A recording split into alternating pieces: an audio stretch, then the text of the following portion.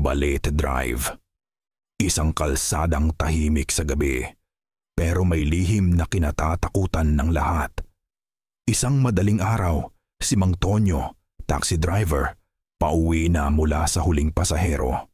Malamig ang hangin, pero mas malamig ang pakiramdam niya habang papalapit sa Balete Drive. Sa gilid ng kalsada, may nakita siyang babae. Nakaputing mahaba at nakayuko. Mahaba ang buhok. Mabagal itong naglakad, parang hinahabol ng hangin. "Miss, saan po kayo?" tanong niya nang huminto. Sumakay ang babae sa likod, pero hindi nagsalita. Tahimik, maliban sa mahinang paghinga. Habang umaandar, napansin niya sa rearview mirror. Pale, maputlang mukha, pero walang mata. Kinabahan siya. Lumingon siya saglit, pero wala na ang babae sa upuan.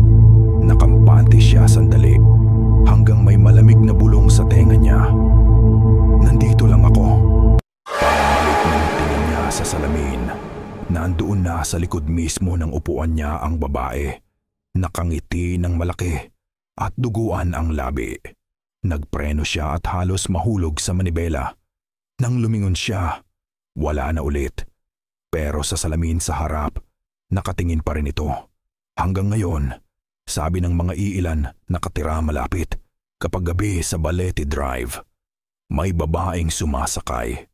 At kapag lumabas siya sa salamin mo, huwag ka nang lilingon. Dahil baka hindi ka na makauwi.